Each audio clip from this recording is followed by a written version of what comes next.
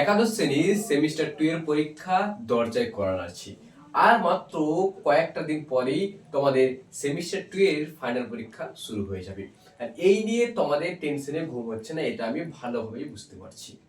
তাই তোমাদের প্রিপারেশন যেন দুর্দান্ত রূপে থাকে এবং ফাইনাল সাজেশন যেন তোমরা পেয়ে পরীক্ষাকে আরো ভালোভাবে দিতে পারো, সেই প্রচেষ্টাই বুলবুল একাডেমি করছি।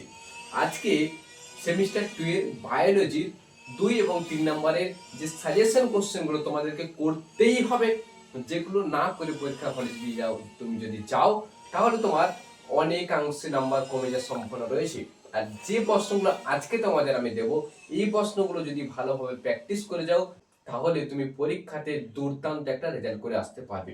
তাই বেশি দেরি না করে চ্যানেলটা তাড়াতাড়ি সাবস্ক্রাইব, লাইক, শেয়ার করে কমেন্ট করে এবং আমরা এখনই দেখে নিই সেই সাজেশনটাকে। চলো তাহলে দেখে নিই আমাদের সেই সাজেশনগুলো। দেখো, প্রথম প্রশ্ন, পিত্তরসকে এনজাইম বিহীন রস বলা হয় কেন? খুব ইম্পর্টেন্ট কোশ্চেন, মাধ্যমিক তোমাদের সেমিস্টার 2 এ আসার চান্স অনেকাংশে বেশি। 2 নম্বর প্রশ্ন, মানুষের পরিপাক নালীর ক্ষুদ্রান্তের বিভিন্ন অংশের নাম ও একটি করে কাজ। দেখো, যে কোনো একটা প্রশ্ন আসতে পারে বা দুটো প্রশ্ন আসতে পারে, তাই এখানে তোমাদের প্রত্যেকটা ক্ষুদ্রান্তের বিভিন্ন অংশগুলোর নামগুলো তোমাদেরকে জেনে যেতে হবে। কাইলোমাইক্রন ও মাইসেলি কি?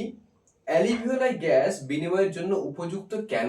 অ্যালিভিওলাইটাকে গ্যাস বিনিময় যে করে তার জন্য উপযুক্ত কেন? শ্বাসক্রিয়ার সময় প্লুরাল ফ্লুইডের ভূমিকা কি? প্লুরাল ফ্লুইডের যে ভূমিকা সেটা। হিমোগ্লোবিনের গঠন ব্যাখ্যা করো, অক্সিজেন পরিবহন ব্যাখ্যা করো, যদি ডায়াগ্রাম দিতে পারো খুব ভালো। রক্তের বাফার ব্যবস্থা কি? 9 নম্বর প্রশ্ন, ইসিজি এর লেখচিত্রের গুরুত্ব। দেখো, ইসিজি লেখচিত্র আমরা দেখেছি এবং সেই ডায়াগ্রাম আমরা দেখেছি, তার গুরুত্ব কি?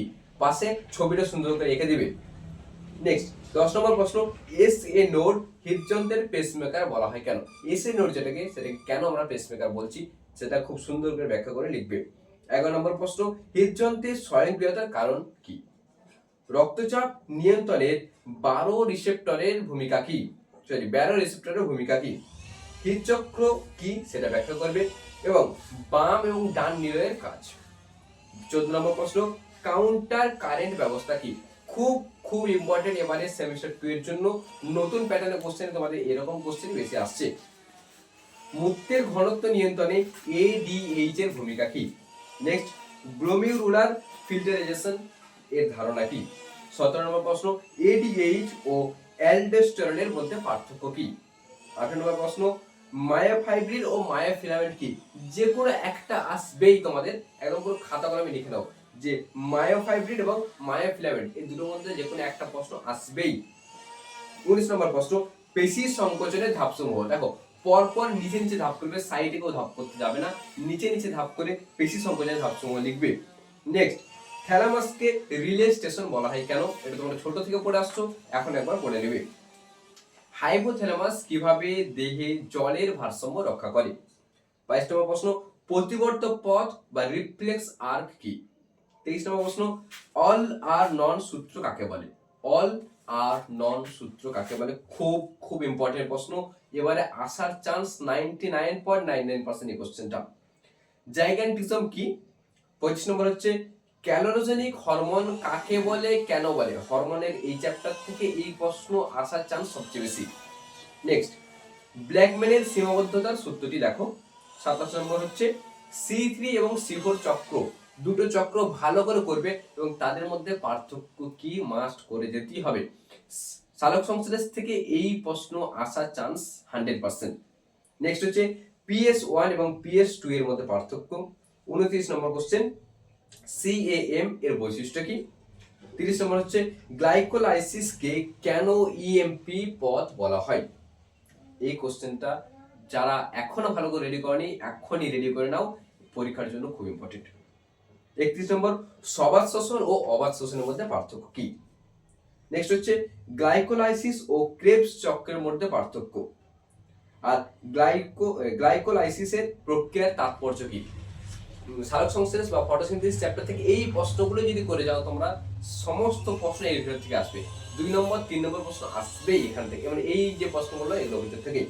নেক্সট হচ্ছে, পূর্ণ বিভাজন কাকে বলে? 35 নম্বর কোশ্চেন হচ্ছে ভার্নালাইজেশন কাকে বলে। 36 নম্বর জিব্বেরেলিন হরমোনের কাজ। দেখো হরমোন চ্যাপ্টারের এই উদ্ভিদ হরমোন থেকে এই কোশ্চেনগুলো ছোট ছোট আসবে। যে বার্ধক্য বা জরা কি, বার্ধক্য বিলম্বিতকরণে সাইটোকাইনিন হরমোনের ভূমিকা। তোমরা ক্লাস 10 এ পড়েছো, এখনো পড়ছো, আসতে পারি। 38 নম্বর প্রশ্ন পার্থেনোকার্পিতে অক্সিনের ভূমিকা। খুব ইম্পর্টেন্ট কোশ্চেন উদ্ভিদ হরমোনের এই জায়গা থেকে এই কোশ্চেনটা পার্টিকুলারলি আসার চান্স খুবই বেশি। নেক্সট হৃদচক্রে ভালভ এর ভূমিকা। ধরো আগে থেকে একটা প্রশ্ন তুলেছি, হৃদচক্রে ভালভের ভূমিকা। এবং শেষ এবং 40 নম্বর প্রশ্ন হচ্ছে নেফ্রনের কাজ কি। এই 40টা কোশ্চেন যদি কেউ অন্ধের মতো ভালোভাবে করে যেতে পারো, আশা করছি 2-3 নম্বরে কোনো কোশ্চেন তোমার আটকাবে না। এর বাইরে কোনো কোশ্চেন আসার চান্সই নেই তোমাদের। তাই 2 এবং 3 নম্বরের জন্য এই প্রশ্নগুলোকে যথেষ্ট ভালোভাবে প্র্যাকটিস করে যাও। 5 নম্বর প্রশ্ন ঠিক আগামীকাল বা পরশুর মধ্যেই চলে আসবে, ওটা নিয়ে টেনশন নেবে না। এই 2-3 নম্বর বায়োলজি কোশ্চেনগুলো ভালোভাবে প্র্যাকটিস করে যাও। ভিডিওটা ভালো লাগলে অবশ্যই লাইক শেয়ার সাবস্ক্রাইব করবে, বন্ধুর সঙ্গে শেয়ার করতে একবারেই ভুলবে না কোশ্চেনটা এই প্রশ্নগুলোকে, এবং নিচে সুন্দর একটা কমেন্ট করে দাও এই প্রশ্নগুলো তোমার কেমন লাগলো, কতটা গুরুত্বপূর্ণ মনে হলো। ধন্যবাদ, জয় হিন্দ।